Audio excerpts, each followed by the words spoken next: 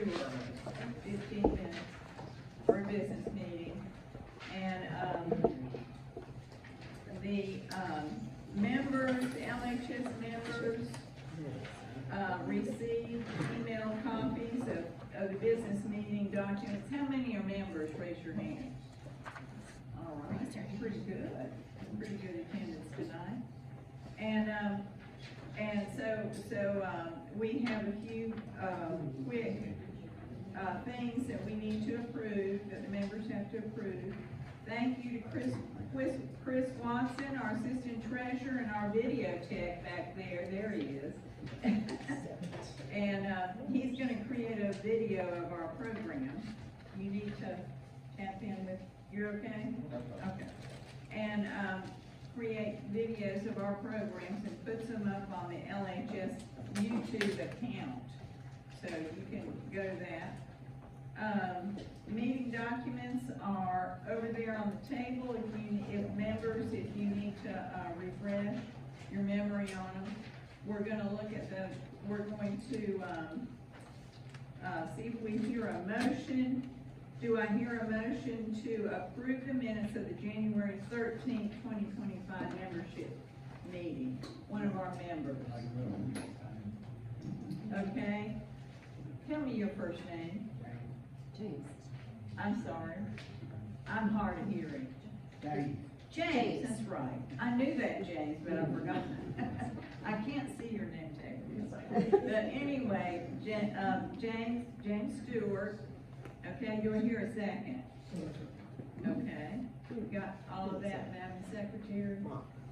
Okay, and all in favor say aye. Aye. Okay, all opposed likewise. Any abstentions? All right, unanimous on the minutes. And I'm sure you remember seeing the treasurer's report for February, and also the committee report submitted by Kathy Ewald, and we also have a report submitted by Susan Linker about the Wagon Museum, from the Wagon Museum Committee. Are there any questions on the above reports? If not, do I hear a motion to accept all the reports plus the treasurer's report? Can I make a motion? Okay, I think Madam Secretary has that one. Any second to the motion? Okay, Tracy Stewart. All right, all in favor say aye. Aye. All opposed likewise. All right, that's unanimous too, thank you. Now, I've got an announcement that I need action from the members on. This is something that the board has decided back in January to change our fiscal year from July through June. It's from ever since 1991, it's been July through June, and we decided this year to go ahead and change it to January through December. That's going to be the fiscal year. It's just easier to keep up with. In light of that decision, a couple other schedule changes have to take place. The annual board retreat used to be in April, and it's going to have to be in October now, and that's for planning for the new year, which is 2026. The annual membership meeting, which usually takes place in May, and it's just open to the members, and it's a potluck, that's going to be in November. And the May 12th meeting this year will have a regular meeting with a program, and the public can attend. So you'll be hearing about that later, what our program is going to be. Current officers have agreed to continue serving through December at the end of the fiscal year. Are there any questions from any members on that? You have a question, Dan? I have a question. When does this take effect? Is there already a new, is this the new fiscal year? Yeah, this is the new year. All right, so how do we do that without amending the bylaws? Sorry, I'm How do we sorry. do that without amending the bylaws? We are. Well, we're in the process of doing that. Good question. The bylaws committee is working. But we can't do it before the bylaws are changed and approved, can we? Well, you can approve it, but we are gonna have you approve the bylaws in May. Now, that's, I don't know how you put it in effect without making the change in the bylaws, have them be in effect. You have to change the bylaws first. I think. Yes. So, I've heard one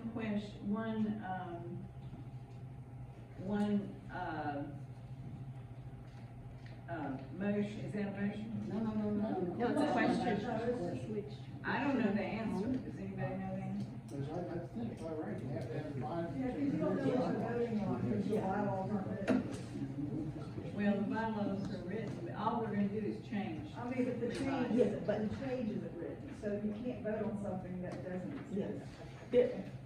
Mary Kay, Uh-huh. they're saying that we need to officially Thank you. give them the bylaws changes that you're talking about, have them approve it first, and then this will be official, Okay. is what they're Is saying. everybody okay with that?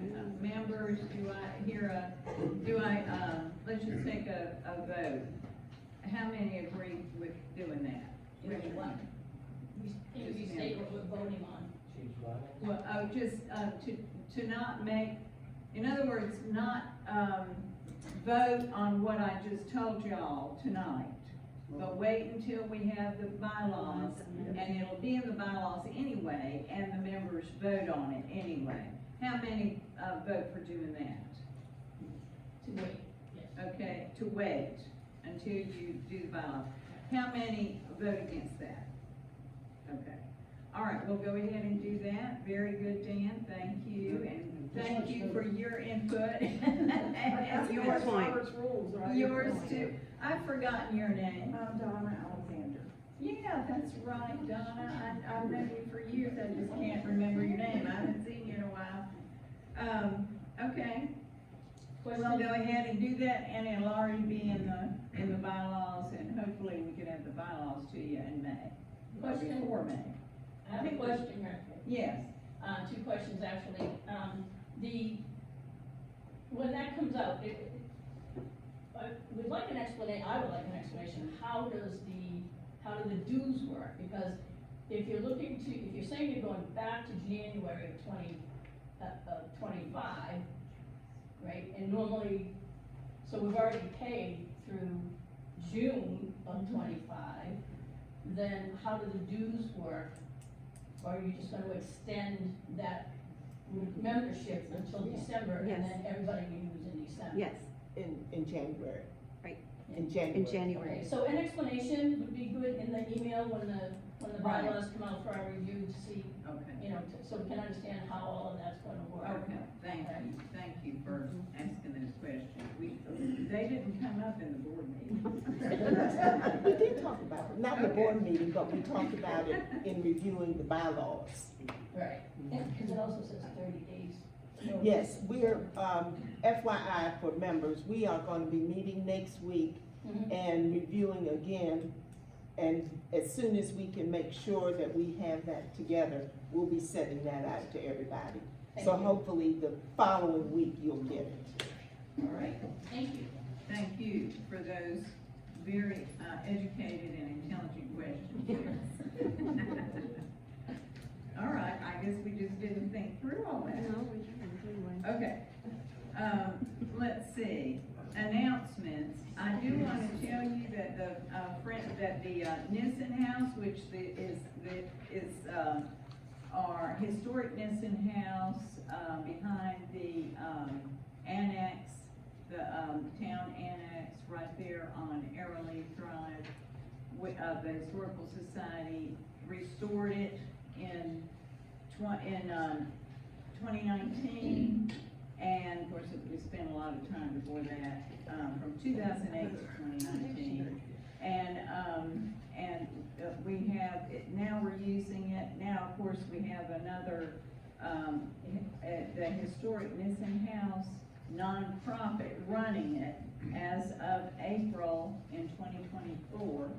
And, it's a wonderful place to have, we're using it as a rental event, venue, and it's a wonderful place to have your family gatherings or any kind of special event.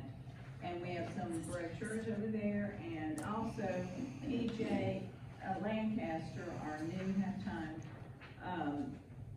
manager, has this, Easter tradition at the Nissens coming up on April 5th. She's gonna have, that's gonna be from 11 to 2, but you do have to go to this, Eventbrite and, sign up for time that day. And, she's planning to have, craft, marbleized paper, we're gonna marbleize paper, and have a photo booth with which you can take pictures of yourself and your neighbors with Victorian Easter hats, and stories of the Louisville historic churches that would have been there in the 1870s. So that's gonna be a lot of fun on April 5th, and we have flyers over there for you. Okay. Let's see, any other announcements? I do have the next membership meeting is Monday, May 12th at 6 o'clock at the Mary Alice Warren Community Center, right here. Any announcements from the floor? I just wanted to make the members aware that if you did not know, Ed Kraft passed away a few weeks ago. He was a member of the Kraft Brothers and a member of our society. And Kathy Crum had surgery recently, so keep her in your prayers, please. Thank you for that, member news, Joyce, I appreciate that. Yeah, we're gonna all miss Edwin. Okay, all right, if there's no other business, do I hear a motion to adjourn? Members, do I hear a motion to adjourn? I'm just talking about the business meeting, not the whole thing. Okay, do I hear a second? I'll second. All right, the business meeting is adjourned. And so you can either pick James or Derek. So you Or can pick sometimes- James or myself. Sometimes you put both of you. Thank you so much, and I'll turn it over to our Vice President and Program Chair, Derek Beecham. Good evening, everyone. I know this is a little bit different, but I think we're in for an exciting time. Our speaker tonight is Miss Carol Fuller. She's a North Carolina native, from Huntersville. She lives in Boone or Valley Cruces area now. She's an author, a research analyst, and content creator at Piedmont Trails. She's project coordinator for the Great Wagon Road project and the Colonial Indentured Service project. Her past experiences are historical and genealogy researcher for over 40 years, concentrating in the colonial period. Future goals: prove the existence of the Great Wagon Road and prove the factual population quota relating to colonial servitude in the British colonies of America. So without further ado, I introduce to you Miss Carol Fuller. Where's Chris at? See if her mic's on. Our mic is on. Should we turn the lights down, do you think? No. Do y'all want the lights down? Just a little bit. Just a little bit. I have a question. Yeah. Does she see us? Or is she talking to a camera? Yeah, she vaguely sees us. There's like a very small screenshot of us.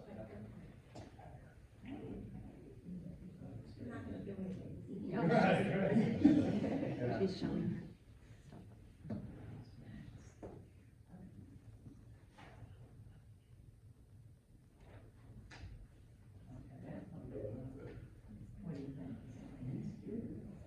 Can you hear us? I can, I'm Great. trying to, Go everything ahead, Ms. set, Fuller. I'm so sorry.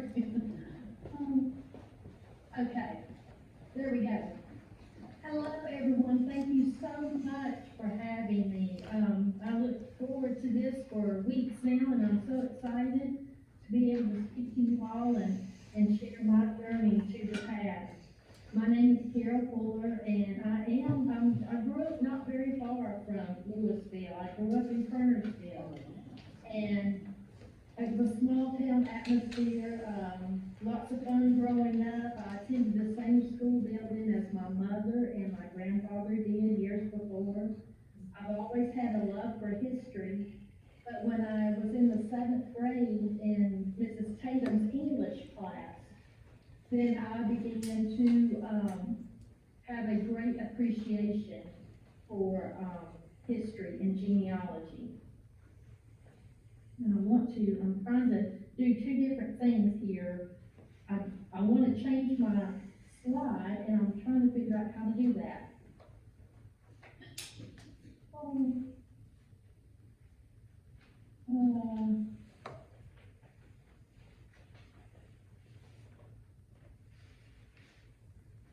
Okay.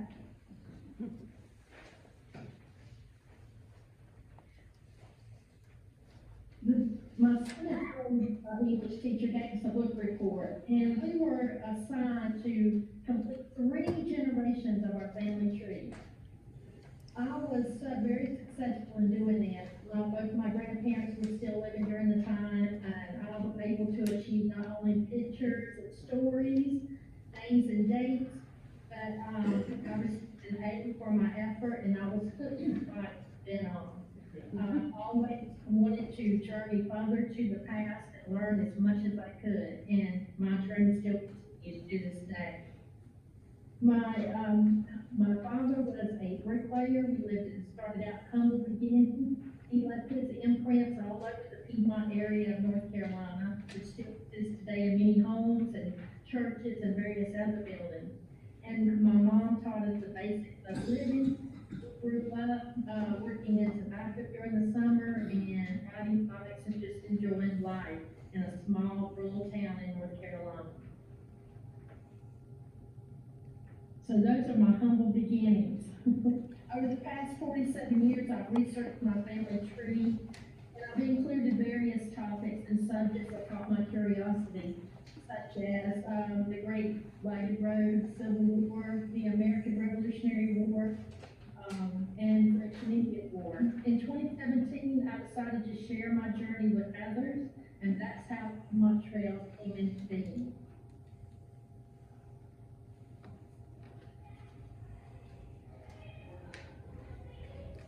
This slide here gives you a brief description of what we are all about. I do various different things with podcasts, with videos. I share as much history and genealogy as I possibly can with anyone who has a willing and lending ear to hear. I have no problem in sharing. Always researching at Piedmont Trails, and there is so much to discover about our past. This slide, like I said, demonstrates what we are all about. Tonight I want to share with you data and information from 2 of our most important projects, and they are the Great Wagon Road project and the Colonial Indentured Servants project. The Great Wagon Road project began in June of 2019, and we set our goals to prove the original route of this migration road before 1750.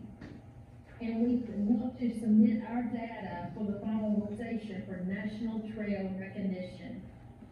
This wagon road changed the lives of so many of our ancestors, and it was also very significant with our nation's history. The Great Wagon Road was the most western route available in the British colonies, and it's for these reasons alone that it should be recognized and remembered. Our main process of researching the road is by analyzing surveys and land deeds. These allow us to create a visual documentation of how the landscape appeared prior to 1750. We also use county road orders, use also various maps, and we use diaries, personal journals, and letters to document specific locations and communities. There are many myths and legends associated with the Great Wagon Road, and that's great. That is all good, because all of these ingredients add to the characteristics of the road that we know today. Even the name is filled with mystery and intrigue. Of course, roads were not named in the 18th century as they are today.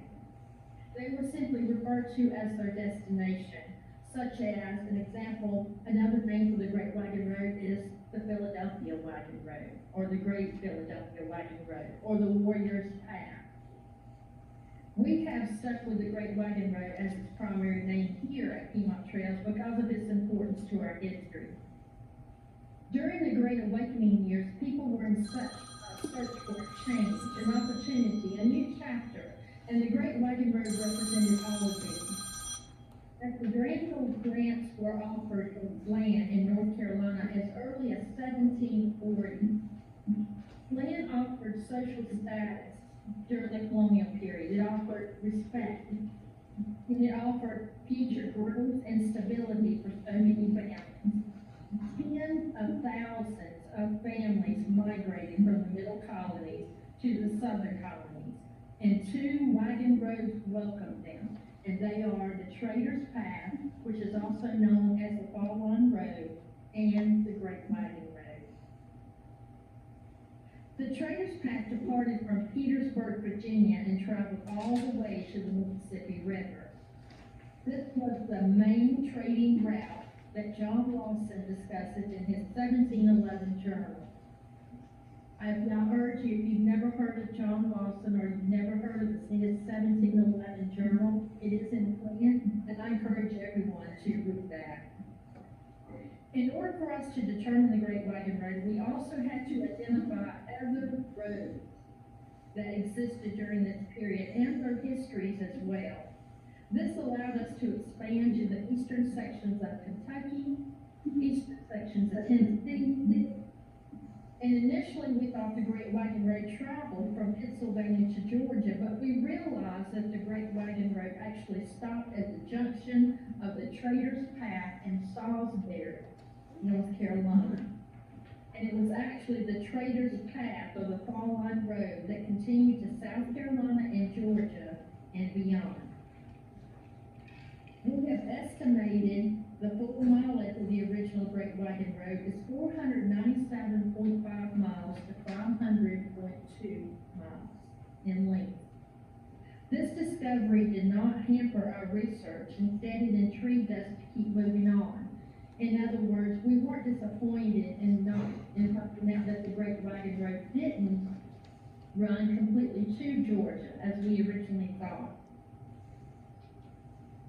As we found documentation about the Great Wagon Road, we began to also understand colonial politics and how local courts worked while developing certain areas in North Carolina, Southern Virginia, and Western South Carolina. These were the areas that the Great Wagon Road filled with population. The population in the Piedmont area of North Carolina more than doubled between the years of 1748 and 1750. In 2 years, between 1748 and 1750, Anson County was formed. And after only 3 more years, Rowan County was formed in 1753. This speaks loud and clear about the population growth in the area surrounding Louisville today.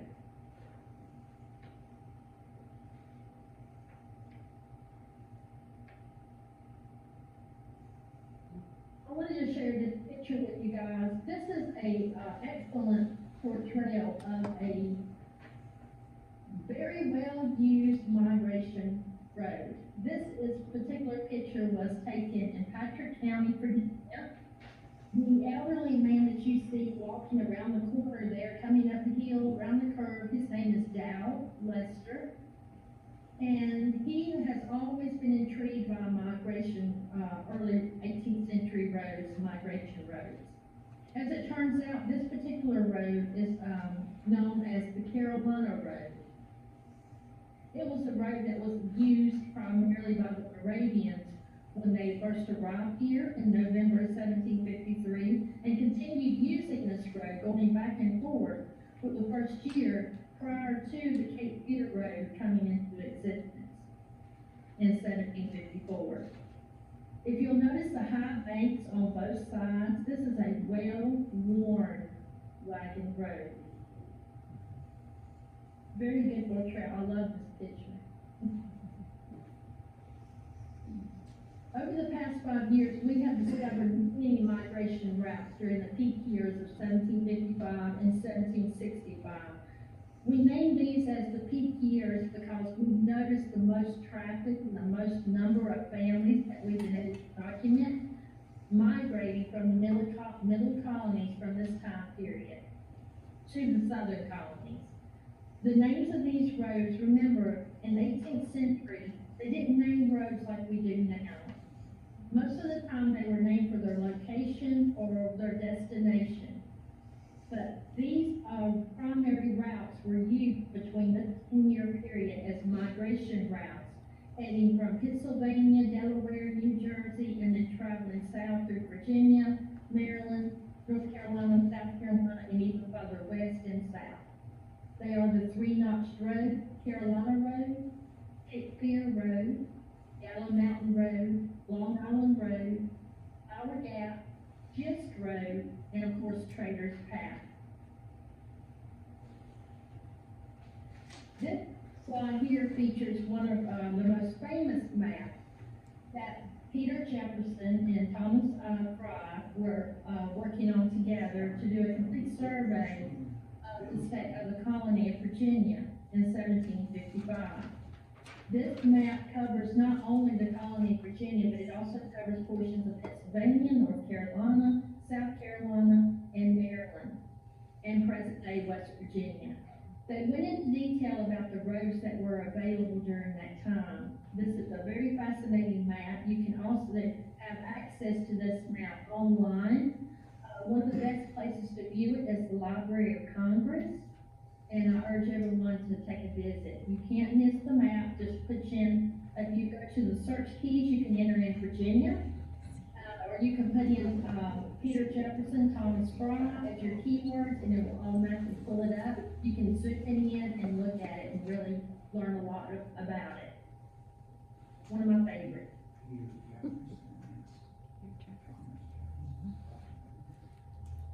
Although we have located famous colonial men and women traveling the Great Wagon Road all during the past, it seems that everyone is aware of Daniel Boone and George Washington. But we feel that the most famous person who contributed the most to the Great Wagon Road and other migration routes and western settlements is Christopher Gist, and he is pictured here in the center. After a life and death adventure with George Washington in the early winter months of 1750, Christopher Gist returned to his present-day Wilkes County home, not far from Louisville today. He lived along the banks of the Yadkin River, and he returned home in May of 1750. He found that his family had left for Roanoke due to the Shawnee attacking local tribes in the area, such as the Cherokee, the Saponi, and the Catawba. And so several families had left the area and fled and were traveling north. Christopher Gist's family quickly departed for Roanoke. When he figured out where his family was, he quickly ran to his horse at a full gallop on the Great Wagon Road. Christopher Gist kept a journal and a diary of this experience, and he reached Roanoke after dark the same day. This was a distance of 158 miles total. His journal states he left at sunrise and he rested his horse just past Flower Gap, Virginia, which is not far from Cana, Virginia today. Once he rested his horse, he began traveling onward. Our calculations have him leaving around 6 a.m. that morning and arriving just after 10 p.m. that night. That's 16 hours with the long breaks, and we think he rested his horse for at least 2 hours. That brings traveling time to 14 hours, and he noted that the weather was very good, and the road was packed. That means it was hard, and it was dry. These were perfect conditions for traveling during the colonial period. Not everyone had these perfect conditions traveling along the Great Wagon Road. A Conestoga wagon, which is one of the most popular vehicles that would be seen on the Great Wagon Road, could travel 8 to 30 miles a day, but it greatly depends on the road conditions and the weather. It also depends on the number of teams pulling it, which the total weight of the wagon is can weigh at 3,000 pounds and up. A lot of these were freight wagons, and they would have 6 teams of horses pulling them. Each rifle on the horse would have bells to alert anybody up ahead that they were on their way and that people could hear them. These bells notify of the traffic along the road to let someone know that they were coming that way. Weather and the condition of the roads were often played a major part in their traveling, and also, it oftentimes hampered their travels.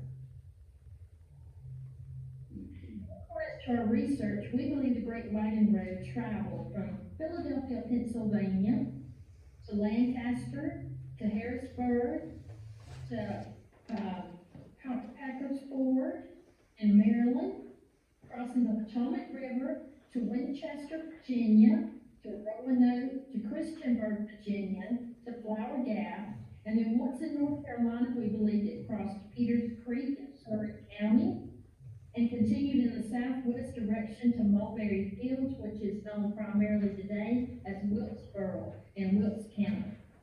From this point, it traveled south into Salisbury, North Carolina. The first documentation that we have of a Conestoga wagon being built is from the letters of James Logan, who operated out of Philadelphia, Pennsylvania, and this date is 1716. And the other picture showed measuring the length of a Conestoga wagon was 26 to 28 feet in length. It was approximately 11 foot to 11 and a half foot in width, and the rear wheels measured at least 4 feet in height. The front wheels were at least 3 and a half feet in height. A wagon road that dates to the 18th century is great. All of the wagon roads that date to the 18th century are great. Each one needs to be preserved and protected for the future. It is possible to identify the exact route that your ancestors used. We always share this information with everyone and encourage everyone to dig further. You can start by focusing on their neighbors and friends that surround them and travel back to their origins, whether it be Pennsylvania, Delaware, New Jersey, or other places. You can pinpoint the time that they left. You can also pinpoint the time where they stopped along the way. We have done this with the Great Wagon Road project, so we know that it's very possible. There are all types of records and documents and materials just waiting on you to discover them. You need the most important thing to remember if you are planning on researching your ancestors and how they traveled, how they reached North Carolina or Virginia or South Carolina, is to have a timeline. Kind of pinpoint down your timeline on their estimated time of when they left and when they arrived. Here I have shared a portion of our website. These are our little section that we named theories versus truth. Here we presented the most incorrect map that currently exists stating a portrayal of the Great Wagon Road. The map not only incorrectly demonstrates the Great Wagon Road route, but it also completely eliminates the mentioning of other important migration routes. Not all families traveled the same routes, and there were alternate routes available.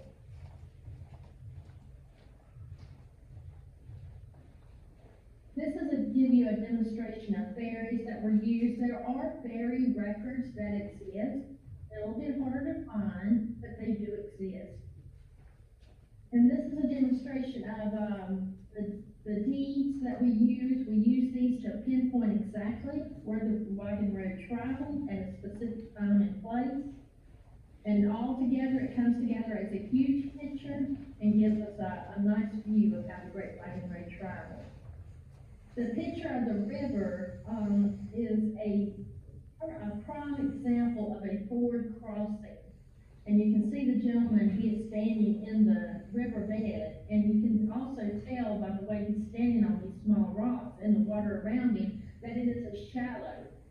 And you have the shallow forward crossing in Yakin County, not very far from you. And it also has a rock base, which is what this, waterway does as well. That was necessary for wagons to cross over major waterways, was to have a rock base.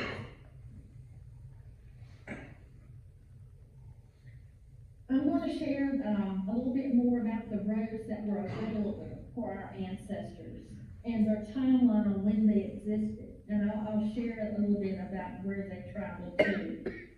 The three-notch road was in Virginia, and it appeared on surveys in 1742, and it covered through the central portion state of Virginia. The Carolina Road originated from Leesburg, not far from the Potomac River, and it existed starting in 1754. And it came down through present-day Stokes County, Patrick County, Virginia, Stokes County, North Carolina, and then entered into the Piedmont area from that direction. Long Island Road dates to 1760. This road was one of the first roads, wagon road, to travel into eastern Tennessee. And its ending destination was present-day Kingsport. Yellow Mountain Road dates to 1770. I included this because I wanted to include a migration route that covered the western mountains of North Carolina. It dates to 1771, and the reason being is this was the primary year of when the regulators in North Carolina, a lot of them departed from the Piedmont region after the Battle of Alamance. And this was the route that they used, the Yellow Mountain Road, to take them west into Tennessee in western North Carolina. The Cape Fear Road, as it was originated in 1754, this road traveled from present-day Fayetteville all the way up into near Cana, Virginia, Mount Airy, in Surrey County, North Carolina. The Moravians petitioned this particular road, and it was part of their deal in order to obtain the Lord Granville grants. This road was used to reach the Cape Fear River in Fayetteville so that they would have a trading route to pick up supplies from their ship.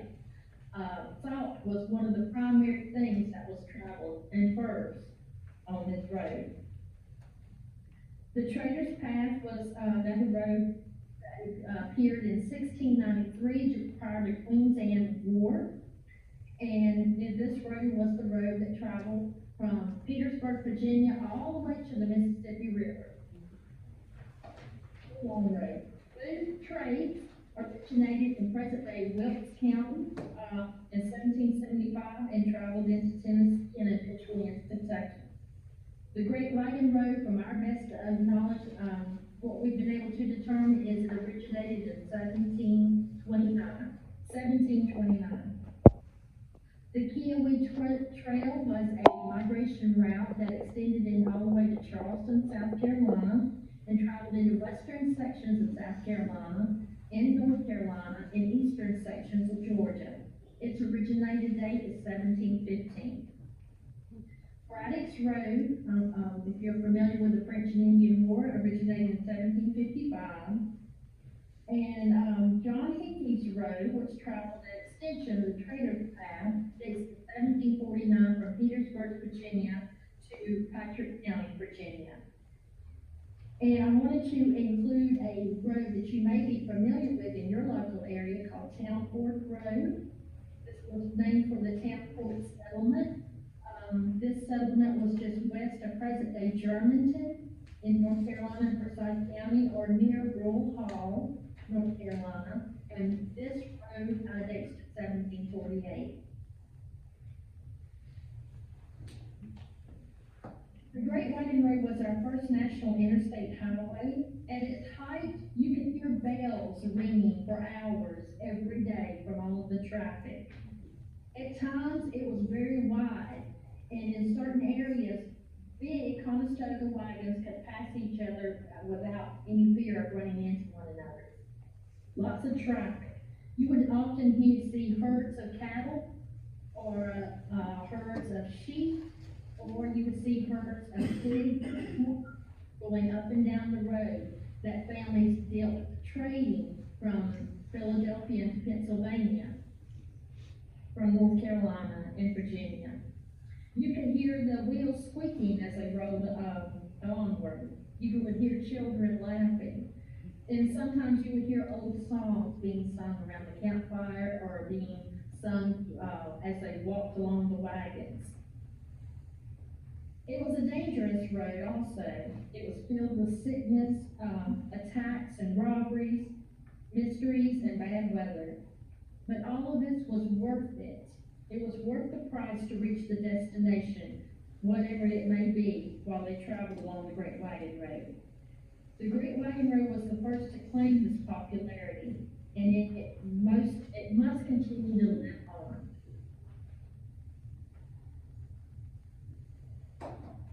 This is a slide for showing all the roads that I had named just earlier, giving their dates and where they originated and traveled to and from. Many of these were used as shortcuts.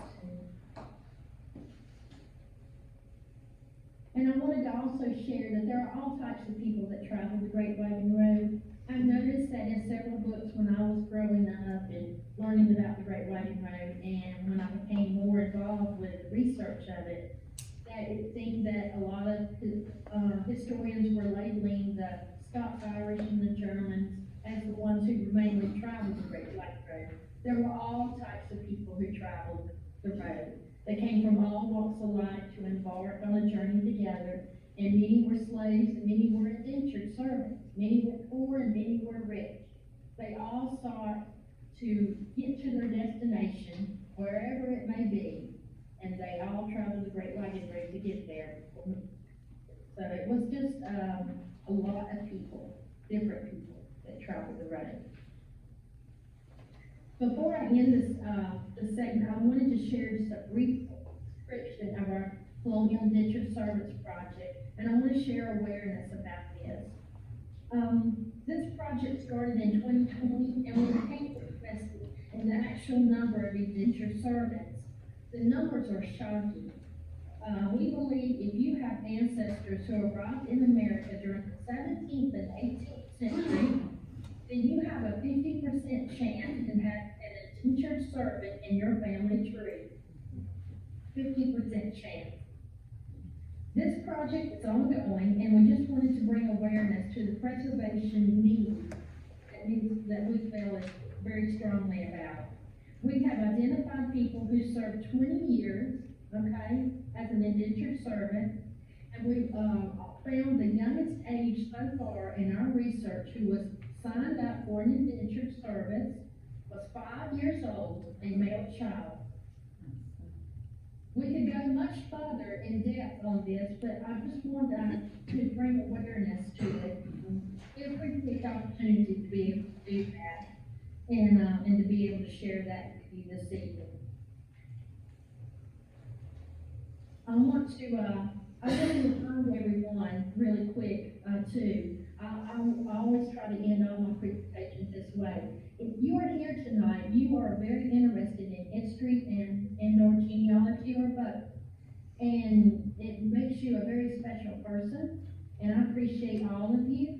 And I just wanted to remind you that you hold a natural talent within yourself to investigate and learn more.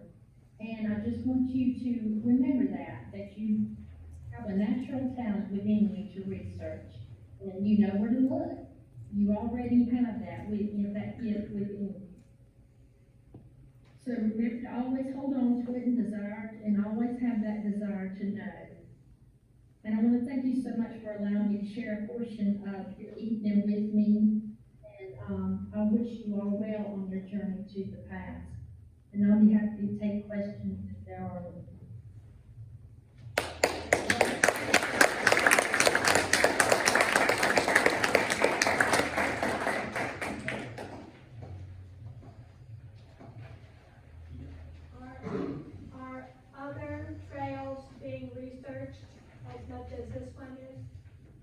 sorry, could you repeat that? Are the other trails you mentioned being researched, like this one? Yes, ma'am, they are. We felt that it was very important to know, as much as we can about all the migration routes. To kind of pinpoint exactly where they were located, we did not want any confusion with the Great Wagon Road and other routes. So yes, very much detailed, we are. Are these roads walkable? Are they walkable? Yeah. Are they, No, they're not. Alright. Probably, most of the original road beds have long disappeared. Many are not viewable anymore, and most, great many of them are on private property. Yeah. Are there any other questions? Any other questions? Well, one question, you mentioned, an interest in getting historical recognition, national trail recognition for this. If there aren't publicly accessible remnants of the trail, how's that gonna complicate your process? With the national recognition, what we are striving for is name only and not so much as a walking trail, so to speak. Because it's just not possible with the Great Wagon Road. We strive for the historical preservation of the history of the road and the people who traveled it. And, you know, the Great Wagon Road affected, so much of our history. I really feel that the American Revolutionary War, in the southern states would not have been able to handle themselves if it wasn't for the population of families who traveled the Great Wagon Road years prior to arrive in South Carolina and in North Carolina. So I think that the historical preservation is what we are really striving for. We are not striving for a walking trail or a sightseeing tour. We are hoping that, National Trail recognition will bring awareness to everyone of its history. Thank you. I got another question. So why do you think so many historians believe that the Great Wagon Road went all the way to Augusta as opposed to ending in Salisbury? That's not that's a very easy one to answer, because the Trader's Path, does travel down through that area. But we have concluded that the Trader's Path or the Fall Line Road is actually dates years before the Great Wagon Road. So the Great Wagon Road just happened to join into the Trader's Path. So I can see where the misunderstanding would be.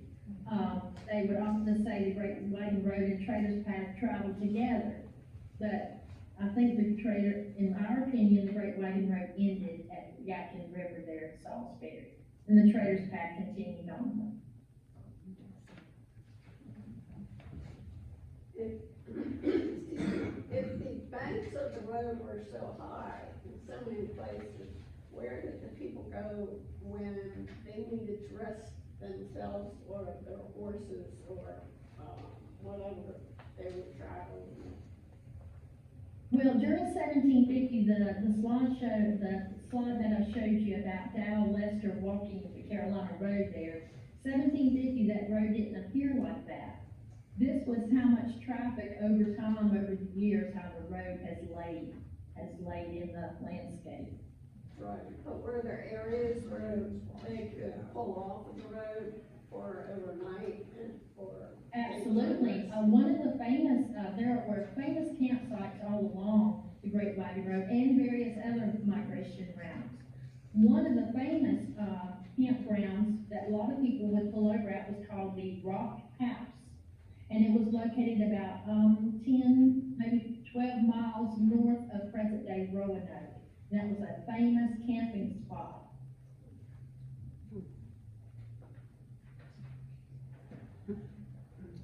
Did these families have a leader? Were they like in a wagon train, like depicted on Western TV shows with a guide in the front?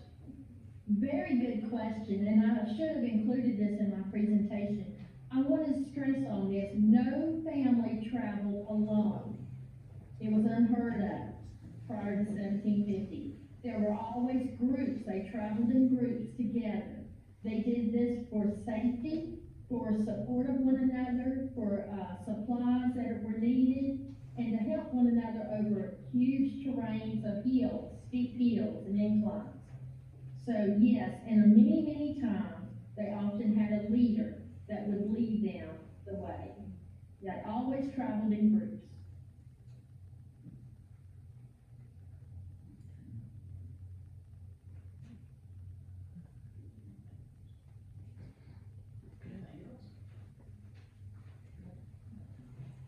I'm sure you already said this, Carol, but when did you all start your research on the Great Wagon Road?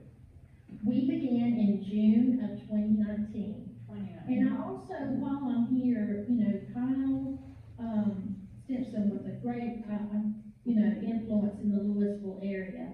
And him and I corresponded, quite a few times over the Great Wagon Road. And I just wanted to mention him tonight, just to let you know that I remember him, and, because he was a great part of the Great Wagon Road research over the years. Who drew the logo that we see? Enjoy your journey to the castle. Who designed that? I'm guilty. I like it. Thank you. I like your graphics, it's great. Yes, Carol, we miss Kyle Stinson too. He died in, April of 2023, and I tell you, you could just ask him about any road, and he knew it. And we miss him. Thank you One so of much. our last conversations that I had with Kyle was a phone call. And we were discussing the Great Wagon Road and the myth and legends about the Great Wagon Road. And one of the last things he said to me was that, you know what, Carol, it could have been that Cheryl's path was the Great Wagon Road. That he was always on the lookout for another clue or another discovery. And, that's what I always enjoyed talking with him about was that. So I just wanted to share that with you all. We miss him here too. Well, Ms. Carol, I think that is it, and we greatly appreciate your time. Thank you so much for having me. Thank you. Thank you. Derek and Chris for getting all these, electronics together. Appreciate it so much.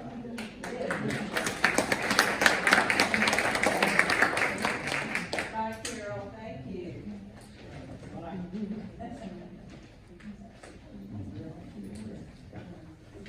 Thank you all for coming and, pick up the Great Wagon Road.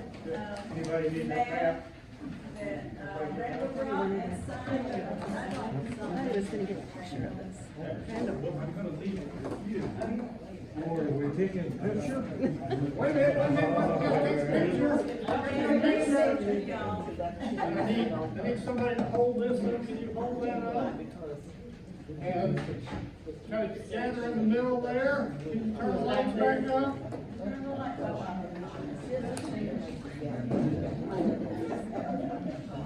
I'm taking a picture of the group. If you're seated, you're happy, that's great. If you could kind of come fill in the middle here, I want to get this in the.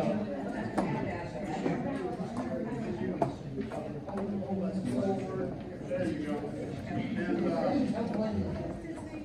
yeah. All right. If you're going to give me a thumbs up, give a thumbs up, yeah, and lots of smiles here, okay? Hang on a second. All right. And, ought to do it. Thank you so much. I appreciate that. So you are sending your greetings to Fort Boonesboro from the Shallow Ford. So you're not around on Thursday, huh? No, you're. Oh, good. Fred was confused over there. He jumped in.